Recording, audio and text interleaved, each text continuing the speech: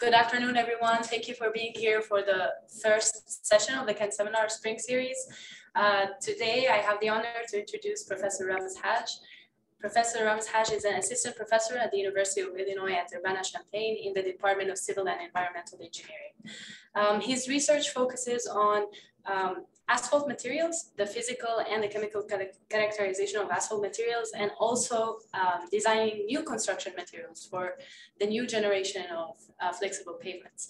Professor Hajj earned his PhD and master's in civil engineering from the University of Texas at Austin, and he also earned his bachelor's from Virginia Tech. Please join me in welcoming Professor Hajj.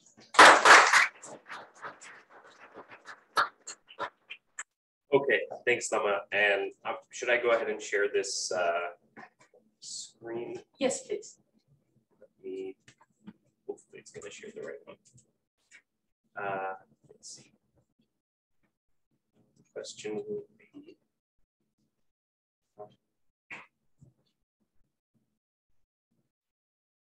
oops, sorry. Okay, hopefully everybody can see my screen, and let's flip the, sorry, that's the wrong one. There we go. Okay, so hopefully everybody's seeing the correct screen right now. Good, okay. Now, first of all, I'm going to start off by introducing the seminar as a course. So this is usually done by Professor Al-Qadi. He has a conflict today. So I'm going to present the seminar as a course, then I'll get into my technical presentation. This will be a very short presentation just to explain what we'll be doing here this semester in the Kent Seminar Series. So, and it obviously shouldn't say fall, it should obviously say spring 2023, but that's okay. So the coordination team here, some of our staff who are helping out, Kent, Nick, Angeli, Christy, McCall, and Noel. Kent is in the back for those who don't know him yet if you're here in the physical room. The rest are somewhere around the building enjoying pizza, and they know all the information here, so they don't need to see this part. Then we have some of our students who have graciously volunteered to help us with this task. Javier, Lama, Akash, Lara, and Watik are all helping us to prepare the lineup of speakers and make sure everything runs smoothly during this seminar. So if there are any problems or technical difficulties, don't reach out to me, reach out to one of them. That's why we put all their names there. Okay, stopped working, that's okay. We'll go this way. Okay, so first of all, we just want to let you all know that the Kent Seminar is provided by the Paul Kent Memorial Fund. Paul Kent was an alumnus of UIUC Civil Engineering program in 1920. He really found that the education he received here at UIUC was a life-changing experience for him in civil and environmental engineering, and as such, made a very generous contribution, which is continued today by his family. Paul Kent was a civil servant in Illinois and in surrounding states, and he actually founded and served as the president of the Civil Engineering Alumni Association at the University of Illinois Urbana-Champaign. So really we want to thank, of course, the Kent family for their generous contribution and making it so that this seminar could happen. So just some general information. These seminars will be presented weekly at the Illinois Center for Transportation, ICT. That's where we are right now in Rantoul, Illinois. So if you want to see one in person, come here to ICT. They'll be every Thursday from 2 to 3 between those dates on the screen. The only exception will be, and again, that should say spring break, not Thanksgiving. March 15th is spring break. So we won't have a seminar that week. Otherwise, we'll have them weekly. We'll also have a distinguished lecture. This typically takes place on the main campus in a large room because we expect students from all areas to attend. That will be still to be determined, but probably sometime in April. So if you're taking the seminar for 1 credit, if you're taking for 0 credits, you just should attend every week. But if you're taking for 1 credit, the attendance is required. There will be a sign-in sheet in the room. And if you're taking on Zoom, the attendance will be taken there. And then a brief opinion on a preferred lecture shall be submitted at the end of the seminar. And if you write about my lecture that it was the worst you ever saw, that doesn't count as a brief opinion. And then I just want to go ahead and introduce next week's speaker, which will be Professor Yanfeng Ouyang. And something a little bit special is that most of the speakers this week will be CEE at Illinois alumni. Professor Ouyang is not, but he's been a faculty member here for quite a long time. He's a professor in the transportation systems area, and he will be talking about some of his exciting research. So make sure you tune in next week for Professor Ouyang as well. And then if you would like to join our mailing list for those who aren't enrolled in the course, who are just attending the seminar, this will be the link to do it. So that link will be distributed. Maybe we can also put that in the chat so that people can copy paste it over later, or you can scan that QR code and you'll be able to join our email list. Okay, so before I jump into the rest of the my technical presentation, does anybody have any questions about the seminar series?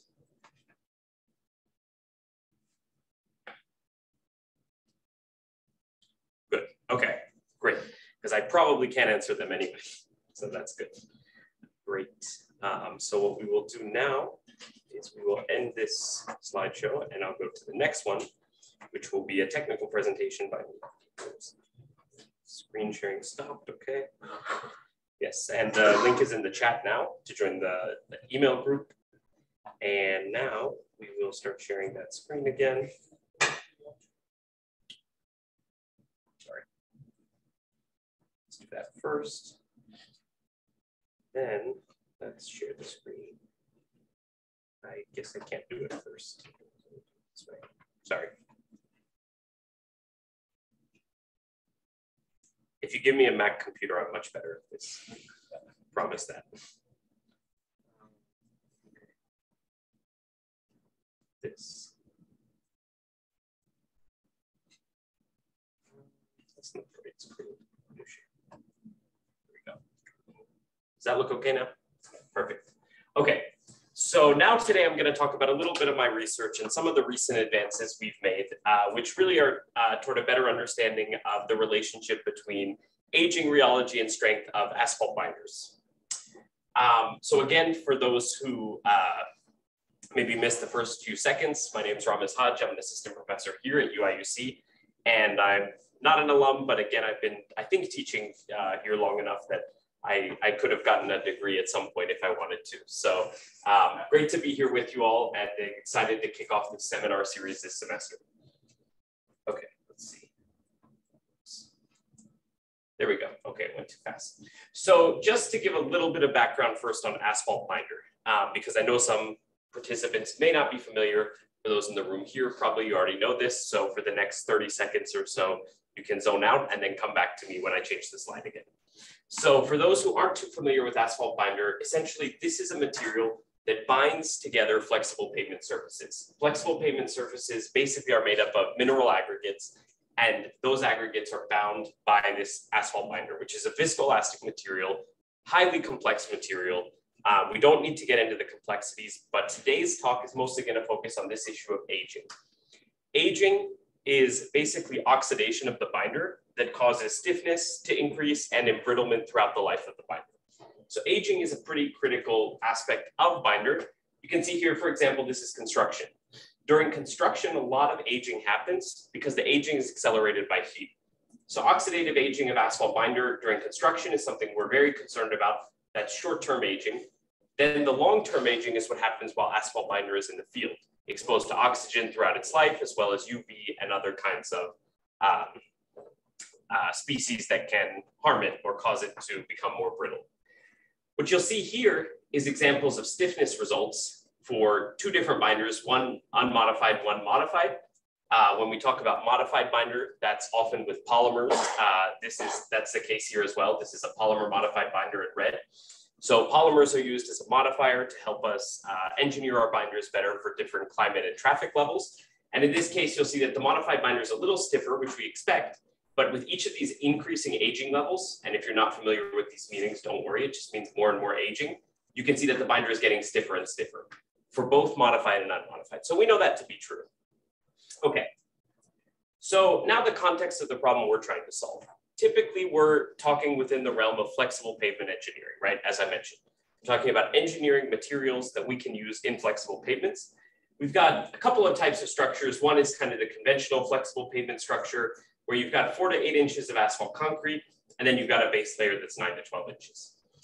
The other is a full depth asphalt concrete layer, which is, or full depth asphalt concrete pavement, which is asphalt concrete, typically in Illinois, 14 to 18 inches, which is quite a lot of asphalt, on top of a subgrade, which is, typically stabilized at the top in the case of full depth. So where are we worried about aging here? Well, if you look at, this is just an example of an extreme case from a study at Texas A&M. I think the attribution disappeared, so I apologize for that. This was a study at Texas A&M where they looked at aging gradient, which means the increase of stiffness with depth. You can see after you get into the first 30 millimeters or so, there's not much effective aging. The stiffness is actually very similar to what it originally is for this case. Some cases, it's a little further down, but in general, we're talking about the very top of the pavement, right? You can see that this aging causes a huge stiffening in the terms of the modulus, somewhere around 3 times as stiff at that very top point. So a lot of aging is happening at the top. At the bottom, we're not so worried about it. So for this purpose, most significant aging is going to happen here at the top. So from a pavement distress perspective, we're going to be thinking about top-down cracking. We might think about environmental cracking. We're not thinking about traditional bottom-up fatigue when it comes to cracking of aged asphalt binder. So does it matter? First of all, yes, aging is very important, of course, but how do we kind of get this aging under control? There's been a lot of stiffness-based parameters which have come online, such as delta TC and the Glover-Rowe parameter. We'll start with the Glover-Rowe parameter. This is one of the commonly used binder parameters for classifying the aging resistance of a binder. And it's essentially based on a correlation with ductility. Now, the correlation between ductility and cracking a binder has been around for a long time. It was first developed in the 50s, validated in the 70s in Pennsylvania. And basically, using a Maxwell model for the material definition of the binder, you can correlate this parameter up here that you can easily measure in a rheometer, the G star cosine squared delta over sine delta. Very easy parameter to measure in a rheometer.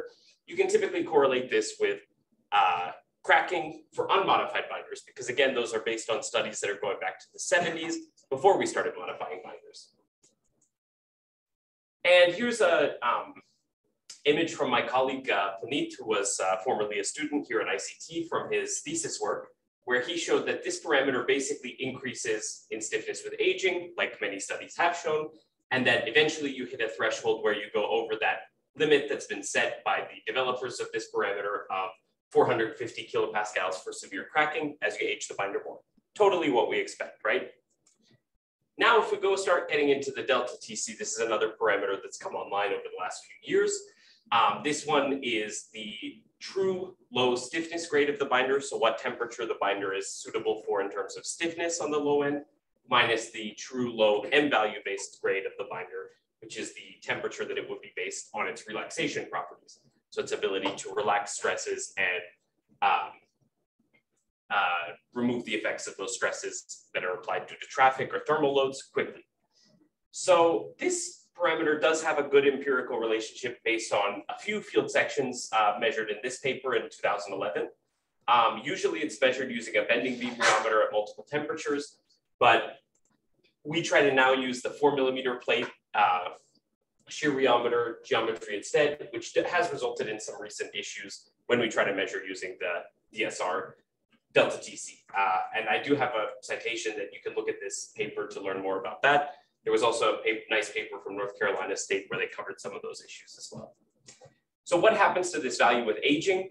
This is a graphic from the Asphalt Institute that studied a lot of binders. Typically, it, of course, goes basically, we know that the true grade of the binder will increase in raw temperature, because at unaged, you don't worry too much about cracking, so you can use the binder in very low temperatures. And then as you age the binder, you have to start worrying about what temperatures you use it in, because it will be more susceptible to cracking, it'll be more brittle. And again, it's a viscoelastic material. So when you lower the temperature, the behavior depends on temperature, it becomes very stiff, very brittle, right? So typically with aging, you see this kind of behavior where delta TC goes more negative and the stiffness or M value true grade of the binder starts to increase. So it's less usable in those temperatures. At this value, typically the threshold we set at -5, anything below that, considered bad. So that's kind of what we see here generally. Now, I started to look at these two parameters. I was very curious about them because it's linear viscoelasticity. This is how we like to solve a lot of problems in our field. So I started looking at these two parameters. And what I found is if you go to a black space diagram, black space means you plot the phase angle versus the G star. Basically, when you're above that red line, that means onset of cracking according to the Glover-Rowe parameter. It's actually the same line you saw in Puneet's graphic that I showed earlier. So if you're below this line, that's considered good. If you're above this line, that's considered bad. But just as an example, this line represents when the stiffness in the BBR is equal to 300 megapascals, which is the criteria for the temperature that we can use the binder at. And what we notice is when we add that criterion, as we get closer to this red line, at least at the very low phase angle values, it's a more negative delta TC. So delta TC is actually getting worse as quote unquote the Glover-Rowe gets better, which makes sense intuitively if you think about it, because the Glover-Rowe parameter is based on stiffness being bad, but the delta TC, if you have too low of stiffness, that will actually show a good performance, at least compared to your relaxation values. So for a single phase angle where relaxation should be the same, if stiffness decreases, Glover-Rowe will say that's good, delta TC will say that's bad, and generally it leads to this conflict of interest. We also have a paper here that I'll plug briefly if you want more information about those parameters.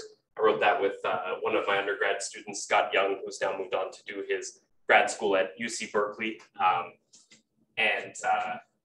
We went in depth a lot in this problem. Now, I mentioned polymer modification before.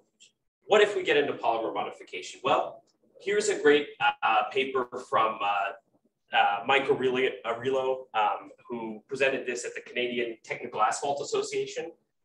Really important slide, because what it shows is that now all those correlations are fine for unmodified, although the last slide I did show some issues with comparing these two parameters.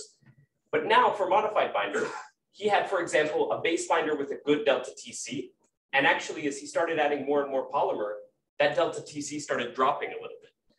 That's a big problem, because now if the delta TC value is saying it's worse when you add polymer, we know polymer generally improves the performance of the binder. So this was something we wouldn't expect to see and would generally consider maybe not the best parameter to capture polymer. For Glover-Rowe, same thing actually. You can see these black dots represent unmodified, and actually more of the green and purple that have been modified with two different sources of SBS start to get over that cracking zone, even with less severe aging. So now again, we're talking about polymer showing up in these parameters as a negative thing, even though we know intuitively we like to use polymer to modify asphalt. And in fact, it's the only way, in some cases, to reach the grade of asphalt that we need for a certain climate or traffic condition. So why is this a problem? Well, for one thing, block copolymers have a very different mechanism of deformation.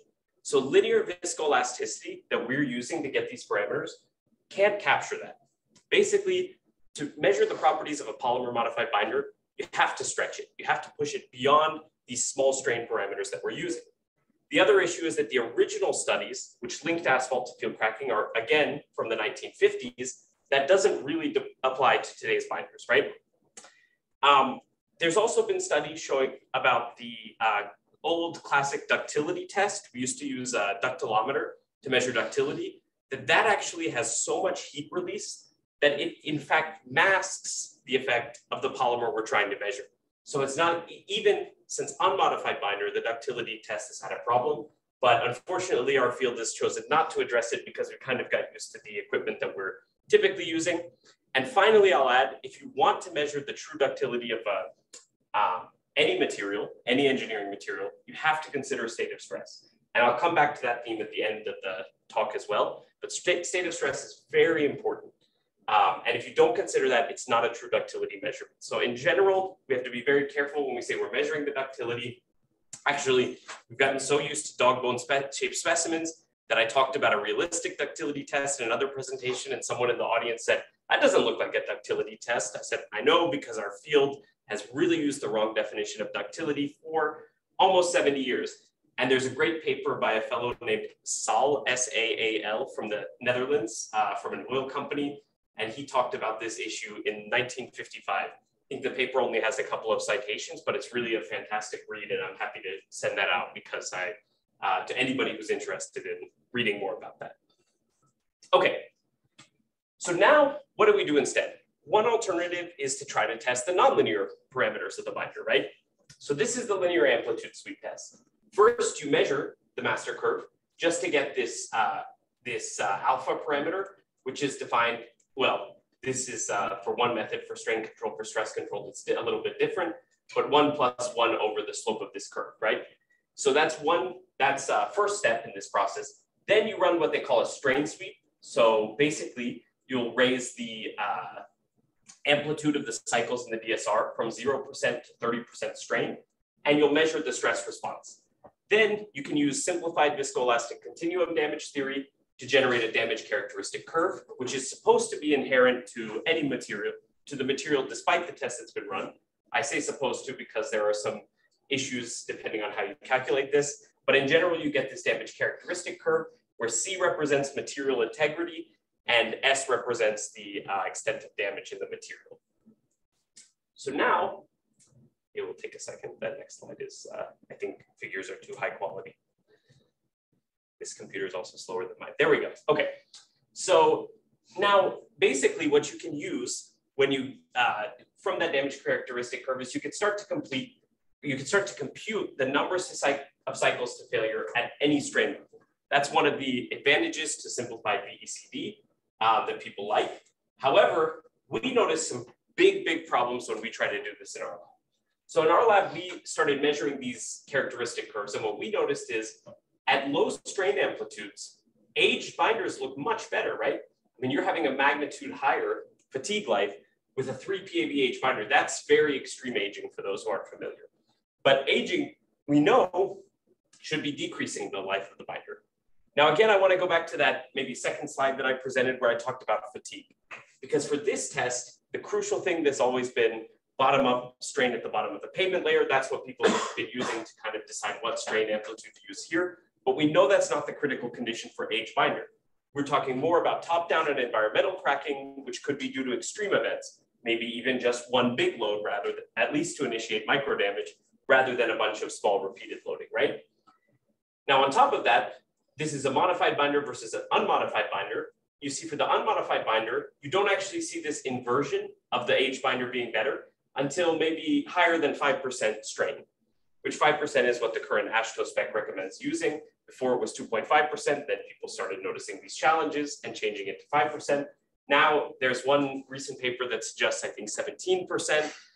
Basically, it's going to keep going, but at 17%, that's not a fatigue test, right? That's a single cycle of loading that's damaging your binder in a lot of cases.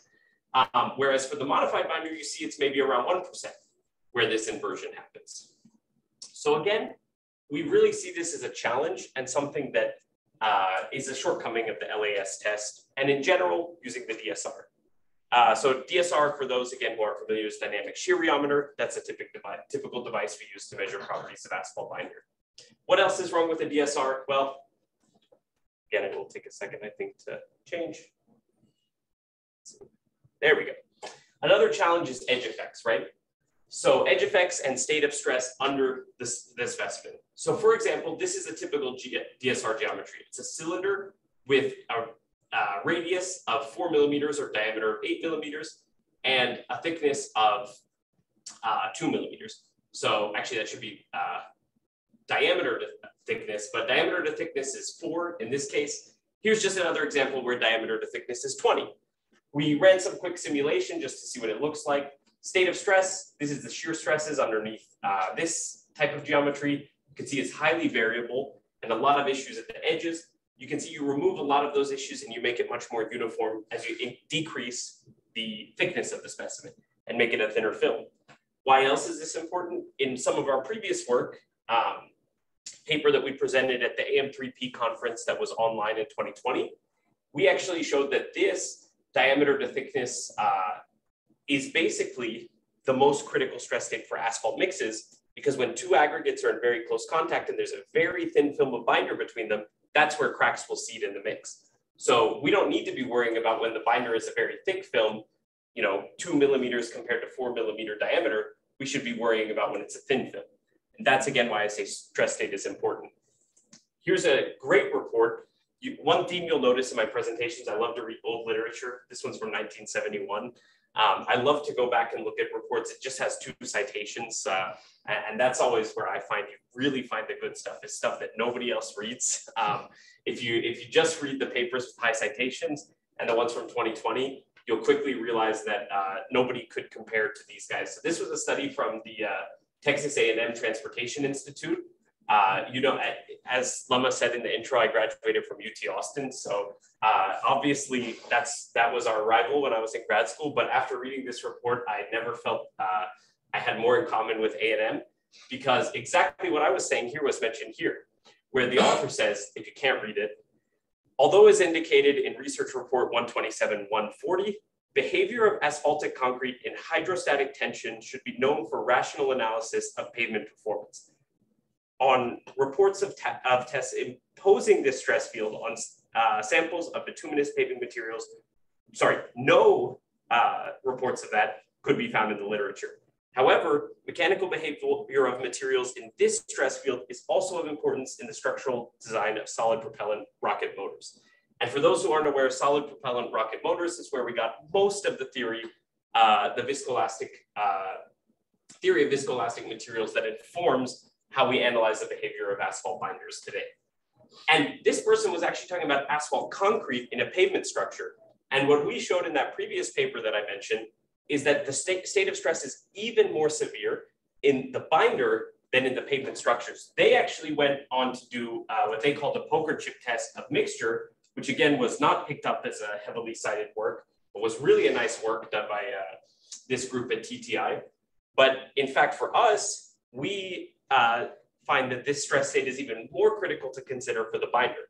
So again, I highly suggest taking a look at this report if you're interested in this topic. Great work. And I think it has maybe more than 2 citations now, because maybe I've cited it a couple of times, but it was at least 2 when I found it after 50 years of being in the open literature. So what do we do as an alternative? That's the next question. Well, we've developed what we call a poker chip test. I started this work during my master's at UT, so it's been kind of a long time coming. Actually, some of my colleagues at UT were working on this before I got there even, but we've now refined the procedure. So the idea of this test is that you create a thin film. You measure 4.5 grams of binder into this little plate. Then you heat it up. You put some spacers inside to make sure you maintain a constant thickness, just 3 spacers so they don't affect the test result. You get the constant thickness. Oh, sorry, I went too far. Yep, so you place this lid on top, heat it up, and you have now a confined film of asphalt binder at a very high aspect ratio, similar to the one I showed before, that was a nice uniform stress field underneath instead of that mess that we get in the DSR. And then you can plug in this fixture into any universal testing machine. That's actually one here in our lab at Rantoul. So you can plug this in and you just pull on it in monotonic tension. And our idea behind this is that when we do that, when we pull in monotonic tension, we're basically capturing the true strength and ductility of the material, because now we're in a realistic stress state compared to the critical state in the field. And we're getting something that we feel is meaningful in terms of a ductility measurement, which is what we've been lacking for the entire history of the asphalt field, as pointed out by Bynum and colleagues at TTI. So what do we take from this test? It's very simple. We have 2 parameters we can extract. One is tensile strength, and one is what we call the ductility parameter. Again, this is not your grandma's ductility test. This is not the ductility test that you form a dog bone and pull it apart. This is actually a true ductility measurement because it's in a realistic stress state. So we consider that the point post-peak where 80% of the tensile strength remains. So why do we think these ductility measurements are significant? Well, for one thing, you can look at the effect of aging. So from an aging perspective, you can see that the ductility is dropping with aging. That's good for different binder grades. These are the unmodified ones, so you do see some drop, but really where it stands out is the modified binders, where you see a large drop in ductility, but overall still higher at the PAB. And then RAP, which is reclaimed asphalt pavement, that's recycled asphalt. So this is actually extracted binder from different recycled sources. You can see that some of these are performing similar to PABH binders, so similar to H binders in the lab, but the majority of RAP specimens have actually lost all of their ductility and they're completely brittle, which is what we expect for a RAP source, right? Is that generally it's behaving as a very, very brittle material, very, very stiff. So that's good. How am I doing on time? Oh, I'm okay. Okay.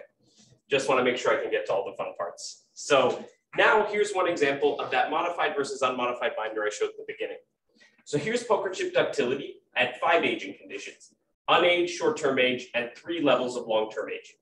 You can see that after 2 long-term PAB cycles, that's about 12 to 15 years in the field, that the modified binder is still superior, but after that 3rd PAB cycle, you suddenly see the modified binder drop off.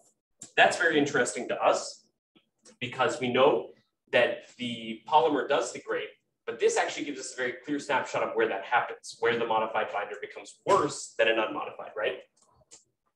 And we actually were able to correlate this very nicely with scanning electron microscopy in environmental mode. So we looked at the structures formed from ESEM. Basically, the beam itself damages the binder. And as we apply more and more radiation from the beam, we see this fibril structure form.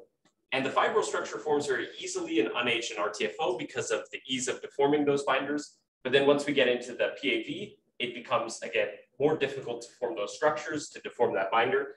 And finally, it becomes stiff and brittle, and we actually just see the binder crack under that electron beam at 3 PAV. So we didn't see that structure formed at all for the modified binder. So the fundamental microstructure observed in microscopy had a very nice relationship with this ductility parameter. Coefficient of correlation was like 0.9, above 0.97, I think, in the actual paper, which is under review now. Next thing, another example. So here are quite a few binders. The highlighted ones are the modified binders. We know these are modified based on the producer's knowledge that they've given us. A and C are not modified. These are from a study we're currently doing.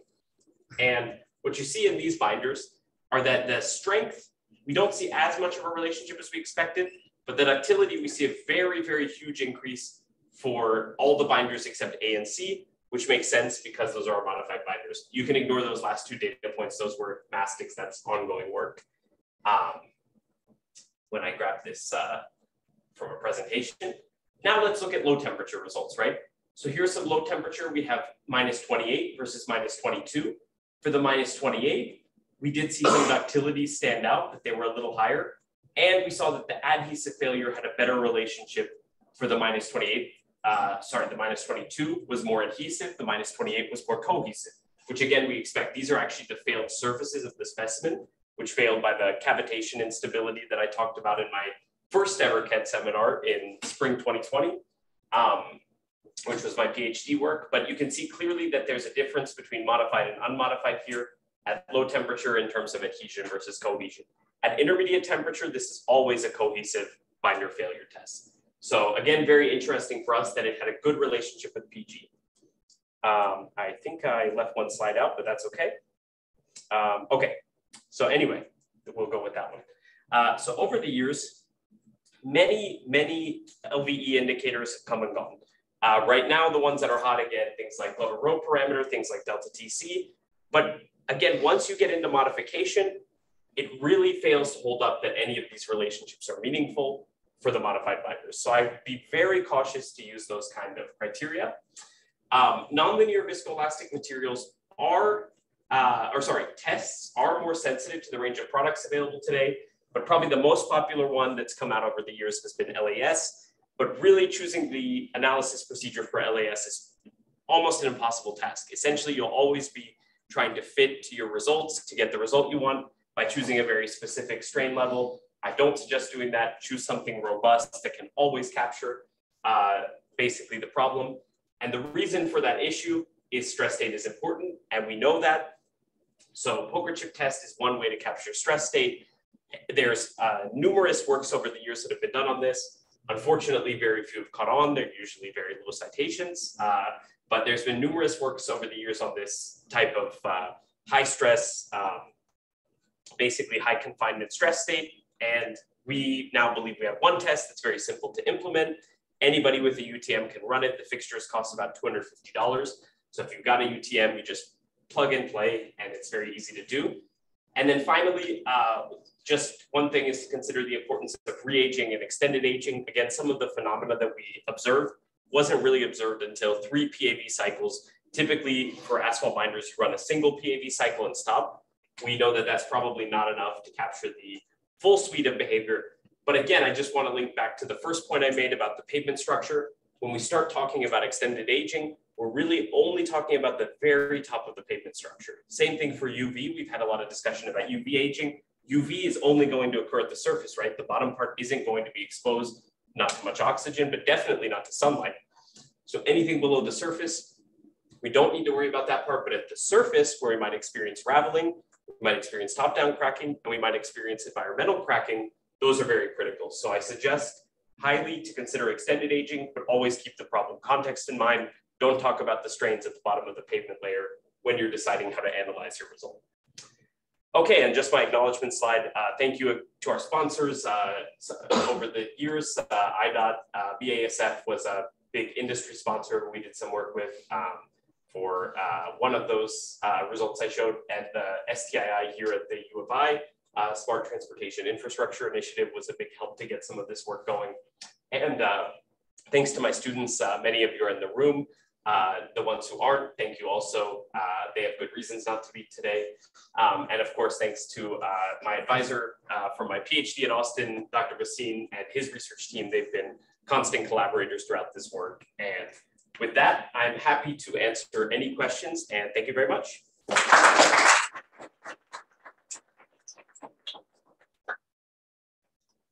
Professor, there's a question on Zoom from Dr. Deb Mishra.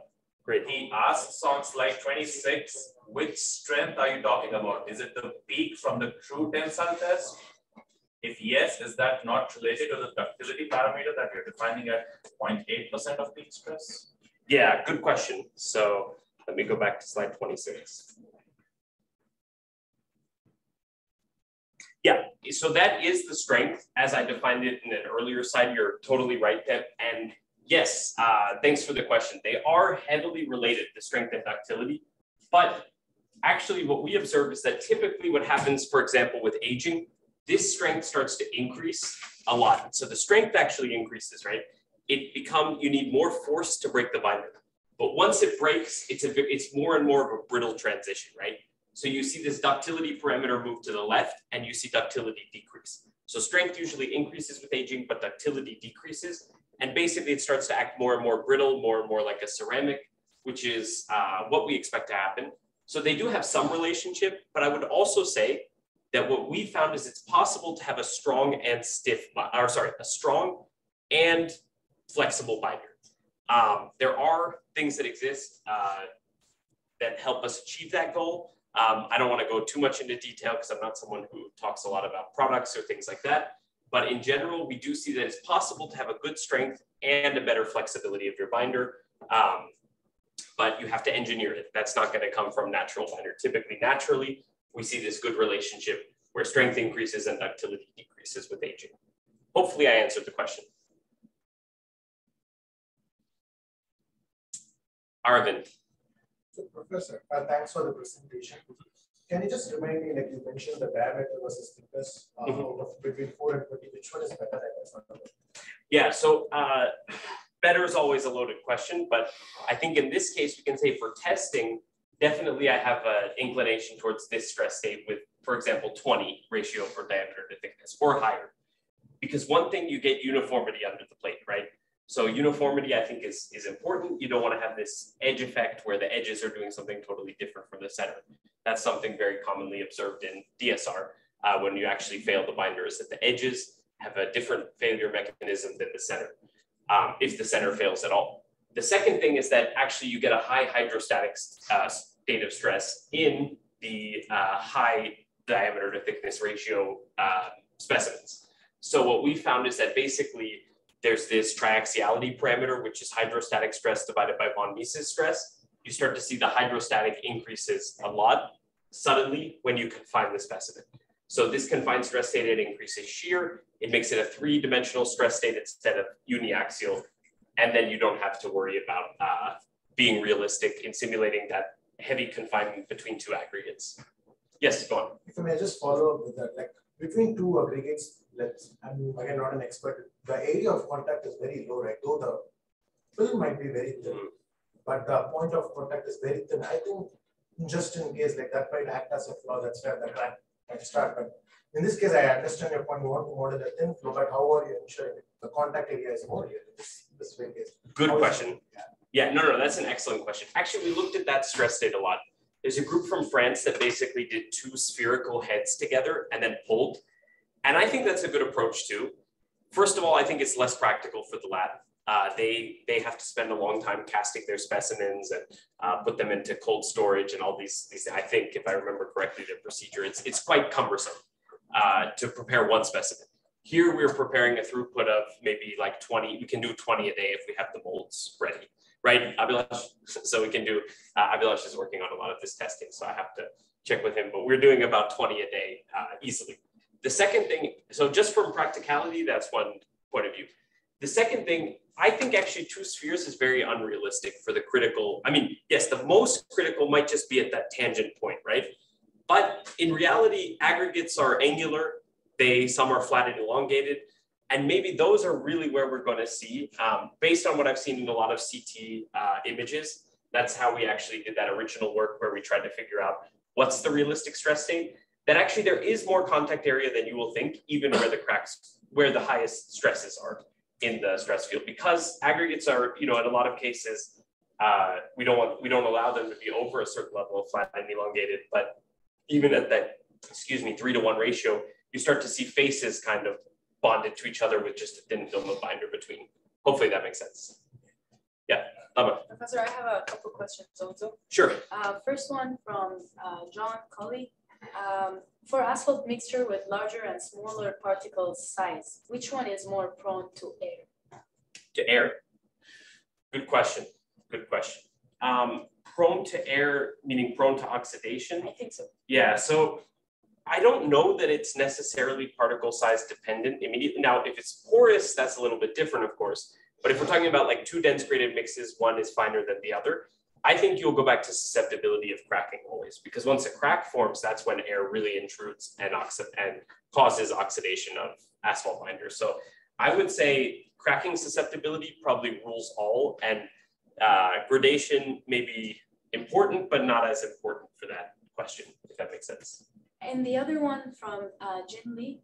Dr. Hajj, could you give more information about the repeatability and reproducibility of the new poker chip test? Yeah, overall repeatability is very good. We did some statistical analysis. I didn't include it in this presentation for brevity, but the paper that this figure comes from, the lead author is Felanzi. That's a 2022 paper in the IGPE International Journal of Pavement Engineering. It has a lot of statistics about repeatability. Overall, you have to remember a couple of things. First of all, this is a nonlinear test, right? So naturally, repeatability is going to be lower than with LVE. So comparing with DSR is not the way to go. If you compare with DSR, you'll say DSR is more repeatable. Let's keep doing that. I mean, okay, but penetration maybe is also repeatable. We stopped doing that. Softening point is also repeatable, right? We shouldn't just go off of repeatability. So I will caution people that, yes, compared to DSR, repeatability is a little bit lower, but the repeatability is overall very good for nonlinear viscoelastic. And I can definitely follow up with you for more details of that. Yeah, maybe whoever wants to go. Okay, so Gafar, we'll start. Yeah, what's the difference between stiffness and strength? Between stiffness and strength? Yep. Okay, so stiffness you can measure in the LBE realm, right? Stiffness is just how hard it is to deform something, but doesn't mean you're deforming it till failure. Stiffness, G star in LBE is a stiffness, right? So that's what I will call stiffness of binder, right? Could be G star or E star in LBE range. Now, if you want to measure strength, you have to fail the binder. It's going to be the highest point on the stress strain curve. Then you'll start to see decrease. That's where I would call strength. So again, that's how we're defining for these purposes. Stiffness is also a little bit tricky of a term because BBR, we started calling something stiffness that's actually compliance inverted.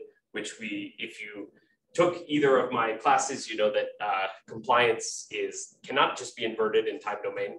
So BBR stiffness is not actual stiffness. So people in our field get attached to the term stiffness that doesn't mean it, but essentially stiffness means how hard it is to deform a material, right? And if we're talking about viscoelastic, it means we're talking about relaxation modulus if we're in time domain. Does that make sense? Okay. Yeah. Yes, I just wanted to ask you about, again, as Aravind. Yeah. Aravind, that's Aravind. Just reverse to the edge. As wide as you can imagine the interaction between these chipped aggregates can be, the aspect ratio of this binder between these two aggregates, is it really closer to 4 or is it closer to 20? Because ultimately, if it's closer to 4, this stress concentration that you see in the simulated diagram represents reality. Good question. Very good question. Most points in the mix are closer to 4 or even closer to 1 or closer to 0.5. They're very low aspect ratio, right? Most points in the mix. But the seeding points for crack where local stress is very high, those are going to be the very few points where the film is heavily confined. So yeah, you're absolutely right. The vast majority of points in the matrix, the aspect ratio will be very low. But the thicker the film of binder, the more you're going to start worrying about deformation and saying, forget about cracking. Cracking will never happen here. We'll worry about deformation of the binder, right? So in asphalt, we're always trying to balance deformation and cracking. But in those cases, we're thinking deformation. And in terms of the thin confined films that are very few in the matrix, but those are going to be the most critical spots for cracking. Does that make sense? Yes. I think Deb has his hand in the chat.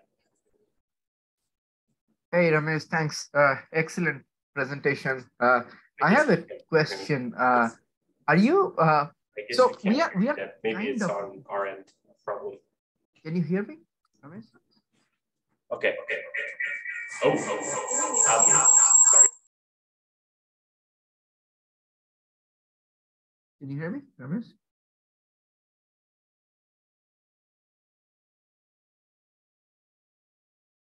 Go ahead. Can you hear me now? Yeah. Yes, we can hear you. Okay, excellent. So first of all, excellent presentation. Thank you. We are kind of doing something similar here regarding aging. And I had a question, and this is something I'm just kind of picking your brain as a researcher. So, recently, not recently, about a year ago, I learned about this work out of University of New Hampshire, Ishan's group and stuff, where what they did is they were trying to study the R value. And then they said that, oh, because you're using fitting the master curve using something like a Christensen-Anderson, it's not doing a good job for polymer-modified. But they proposed like the Lorentzian fit. And then they proposed a couple of parameters that worked really well for them. We applied some of that into our binder that we are testing, and that's also working. Because you're working so much in this field, do you have any comments about that? That just by fitting a different parameter, even the regular parameter or model, by fitting a different model, some of the regular parameters or modified parameters may work well? That's a great question, Deb.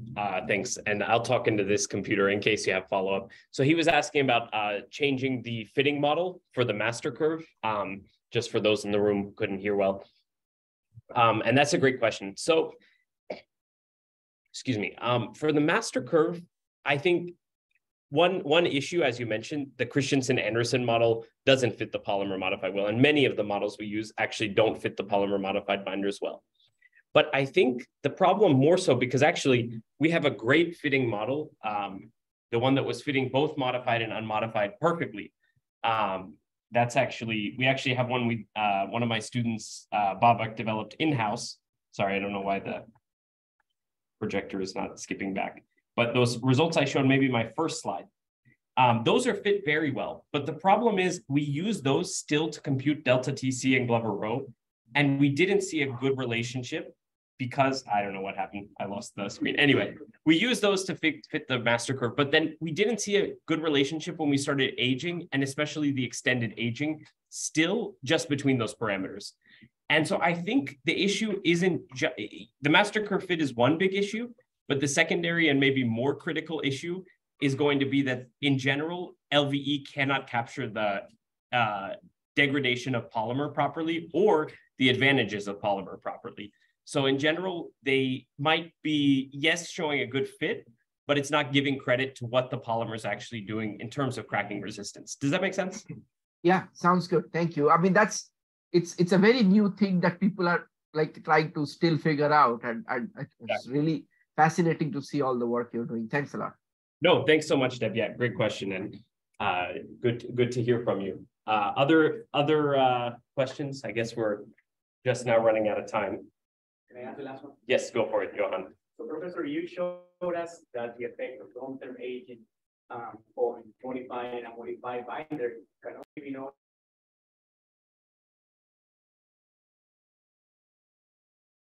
real time.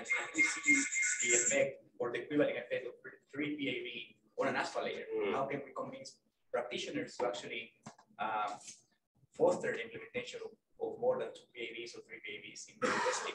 Okay, so that's a very good question. And I would say we have to be careful with that. The effect of polymer, we can see even in the unaged binder. Because if you notice, and again, I lost the chart here, so sorry about that.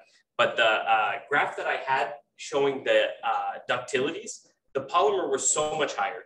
So actually, we can see the effect of polymer even from the unaged binder. Now, what you're talking about is the degradation of polymer we start to see after 3 PAV. And I would say we have to, again, be very careful with that because we're only talking about a very small portion of the pavement structure that's actually going to be 3 PAV.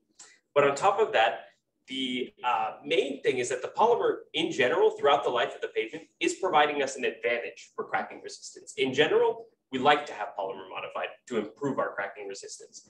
So I'm not as concerned about getting there. Like, I don't think definitely 3 PAV is not going to be what most labs are doing, right? That's for research purposes to understand the utility of new modifiers, new additives. Ideally, we see something that improves at the end of life, right? But in general, we do see the effect of polymer even for unaged. And actually what we showed is that polymer looks much better even until 2 PAV for that specific binder. For other binders, it could be until 5 PAV, 6 PAV that it's even looking better. It just depends when that specific polymer source and that specific crude source degrade together. But in general, we'd always see the advantage of polymer with poker chip tests. And that's actually why this test came online, is because the traditional ductility test could not capture that effect. So that's why we went with that method.